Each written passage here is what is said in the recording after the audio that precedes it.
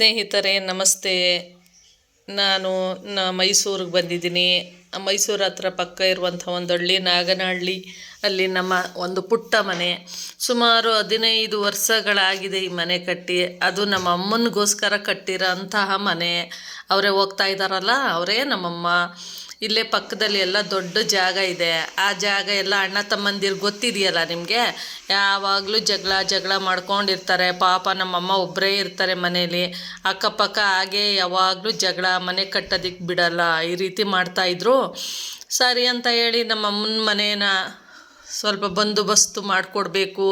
ಹಾವುಗಳು ಬರುತ್ತೆ ಮತ್ತು ಬೇರೆ ಬೇರೆ ಕ್ರಿಮಿಕೀಟಗಳು ಬರುತ್ತೆ ಅಂತ ಹೇಳಿ ನಮ್ಮಮ್ಮನಿಗೋಸ್ಕರ ನಾನು ಮೈಸೂರಿಗೆ ಬಂದಿದ್ದೀನಿ.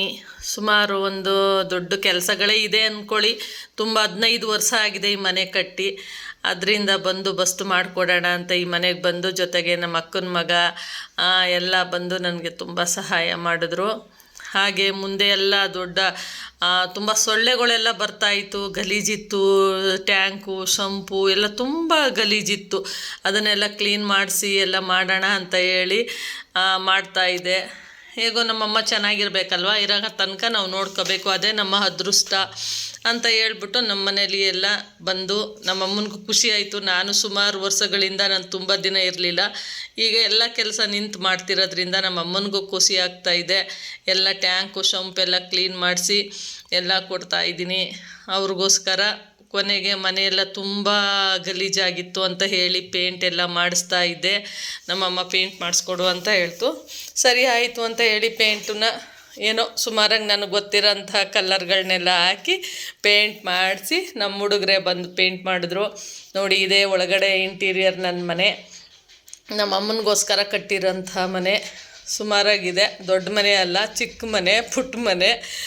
ಮೈಸೂರು ಹತ್ರ ಇರೋ ಒಂದು ಹಳ್ಳಿ, ನಾಗನಹಳ್ಳಿ ಅಂತ ಒಂದು ಪುಟ್ಟ ಮನೆ. ಅದರಲ್ಲಿ ನಮ್ಮ ಅಮ್ಮನಿಗೋಸ್ಕರ ಒಂದು ಸಣ್ಣ ಮನೆ ಇಲ್ಲಿ ಕಟ್ಟಿದ್ದೀನಿ. ಮುಂದೆ ಎಲ್ಲ ನೋಡಿ ಸೊಳ್ಳೆಗಳೆಲ್ಲ ಬರುತ್ತೆ ಅಂತ ಎಲ್ಲ ಬಂದೋಬಸ್ತು ಮಾಡಿದ್ದೀನಿ. ಯಾಕೆಂದರೆ ನಾನು ಮೈಸೂರಲ್ಲಿ ಇರಲ್ಲ, ಬೆಂಗಳೂರಲ್ಲಿ ಇರ್ತೀನಿ. ಅಲ್ಲಿ ಬೆಂಗಳೂರಿನಲ್ಲೇ ನಮ್ಮ ಕೆಲಸ ಕಾರ್ಯಗಳೆಲ್ಲ ಇರೋದ್ರಿಂದ, ಅಲ್ಲೇ ನಮ್ಮ ಜೀವನ ಇರೋದ್ರಿಂದ ನಾನು ಮೈಸೂರಿನಲ್ಲಿ ಹೆಚ್ಚಿಗೆ ಇರೋಕ್ಕಾಗಲ್ಲ. ನಮ್ಮಮ್ಮನ ಜೊತೆನೂ ಇರೋಕ್ಕಾಗಲ್ಲ.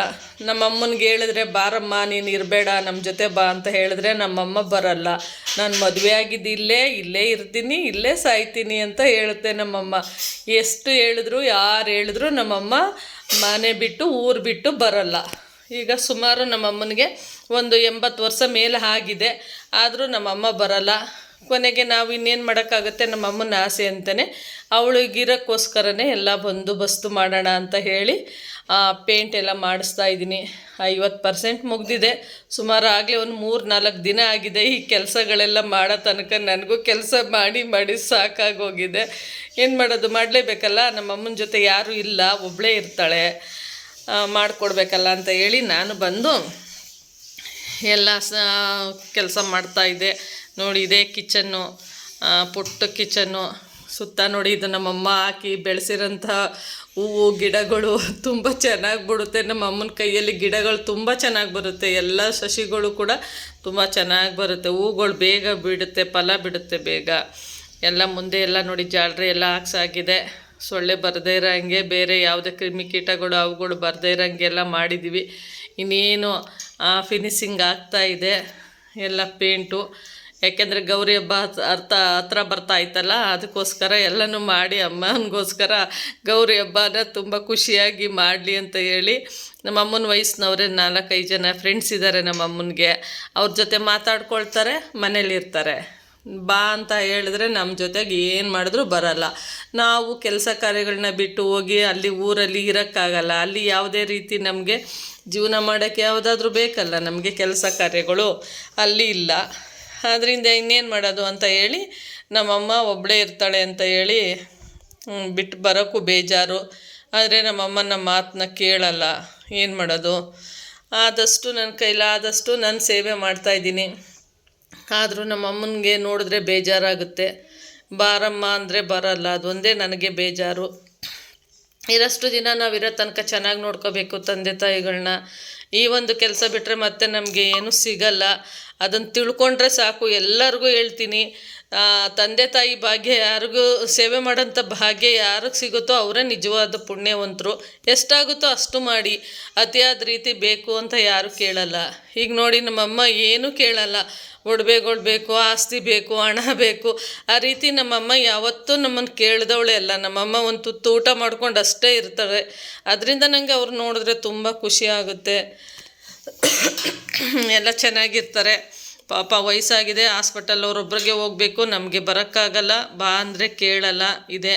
ಕೊನೆಗೆ ಮುಂದೆ ಸ್ವಲ್ಪ ಗಾರೆ ಎಲ್ಲ ಮಾಡೋಣ ಅಂತ ಹೇಳಿ ನಮ್ಮ ಅಕ್ಕನ ಮಗ ಎಲ್ಲ ಸ್ವಲ್ಪ ಹೆಲ್ಪ್ ಮಾಡ್ತಾ ಇದ್ದಾನೆ. ಅವನಿಂದ ಎಲ್ಲ ಸೇರಿಕೊಂಡು ಜೊತೇಲಿ ನೋಡಿ ಮನೆ ಫಿನಿಶಿಂಗ್ ಆಗಿದೆ. ಪೇಂಟ್ ಎಲ್ಲ ಹೊಡ್ಸಿದ್ದೀನಿ. ಚೆನ್ನಾಗಿದೆಯಾ ಕಲ್ಲರು? ಏನೋ ನಮಗೆ ಗೊತ್ತಿರೋಷ್ಟು ಹಳ್ಳಿ ಅಲ್ವಾ, ಅದಕ್ಕೆ ಚೆನ್ನಾಗಿದೆ ಅಂತ ಹೇಳಿ ನಾನು ಇದೇ ಕಲರ್ ಹಾಕ್ಸಿದ್ದೀನಿ. ಮುಂದೆ ಎಲ್ಲ ನೀರೆಲ್ಲ ಬರುತ್ತೆ, ಎಲ್ಲ ಚೆನ್ನಾಗಿದೆ, ವ್ಯವಸ್ಥೆ ಎಲ್ಲ ಮಾಡಿಕೊಟ್ಟಿದ್ದೀನಿ. ಏನೋ ನಾನು ಸ್ವಲ್ಪ ಪೇಂಟ್ ಮಾಡೋಣ ಅಂತ ಹೇಳಿ ಒಂದೆರಡು ಕಿಟಕಿ ಬಿಟ್ಟು ಹೋಗಿದ್ರು, ಅದನ್ನು ನಾನು ಮಾಡೋಣ ಅಂತ ಹೇಳಿ ನನಗೆ ಗೊತ್ತಿರೋಷ್ಟು ನಾನು ಪೇಂಟ್ ಮಾಡ್ತಾಯಿದ್ದೆ ಕಿಟಕಿಗೆ. ಏನೋ ಬರೋಲ್ಲ, ನನಗೆ ಪೇಂಟಿಂಗ್ ಬರೋಲ್ಲ, ಅದ್ರ ಬಣ್ಣ ಇತ್ತು. ನಾನು ಮಾಡೋಣ, ಯಾಕೆ ಬಿಡಬೇಕು, 2 ಕಿಟಕಿ ವೇಸ್ಟು ಅಂತ ಹೇಳಿ 2 ಕಿಟಕಿ ಬಿಟ್ಟು ಹೋಗಿದ್ರು ಪೇಂಟ್ ಮಾಡೋರು. ಅದಕ್ಕೆ ನಾನು ಪೇಂಟ್ ಮಾಡ್ತಾ ಇದ್ದೀನಿ. ನನಗೂ ಆಸೆ ಅಲ್ವಾ, ನಮ್ಮ ಮನೆ ಕಷ್ಟಪಟ್ಟು ಕಟ್ಟಿರೋಂಥ ಮನೆ ಇದು. ಪುಟ್ಟ ಮನೆ, ತುಂಬ ಬಡಸ್ತನದಲ್ಲಿ ಕಷ್ಟಪಟ್ಟು ಕಟ್ಟಿರೋಂಥದ್ದು ಮನೆ.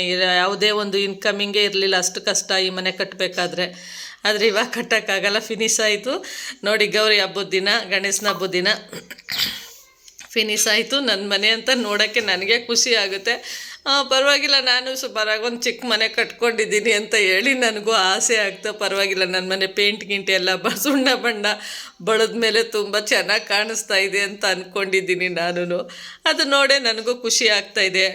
ಏನೋ ನೋಡಿ, ಈಗ ನಮ್ಮಮ್ಮ ಬರ್ತಾರೆ, ಬಂದು ಅವರೇ ಪೂಜೆ ಮಾಡಬೇಕು. ನಾವು ಪೂಜೆ ಮಾಡಿದ್ರು ಒಪ್ಪೋದೇ ಇಲ್ಲ, ಅವರೇ ಮಾಡಬೇಕು, ಆ ಥರ ಇದ್ದಾರೆ ನಮ್ಮಮ್ಮ. ಆದರೆ ಪಾಪ ತುಂಬ ಇನ್ನೋಸೆಂಟು, ಯಾವುದೇ ರೀತಿ ಆಸೆಗಳನ್ನ ಇಟ್ಕೊಳ್ದಂತೆ ಊರಲ್ಲೇ ಇರಬೇಕು, ಊರಲ್ಲೇ ಬದುಕಬೇಕು ಅನ್ನೋ ಒಂದು ಆಸೆ ಅವ್ರದ್ದು. ನಮ್ಮನೆ ಪುಟ್ಟ ಮನೆ ಇಂಟೀರಿಯರು ಒಳಗಡೆ ಎಲ್ಲ ಚಿಕ್ಕ ಚಿಕ್ಕದಾಗಿ ಕಟ್ಟಿದ್ದೀನಿ. ದೊಡ್ಡ ಸೈಟ್ ಏನಲ್ಲ, 20 ಅಷ್ಟೇ.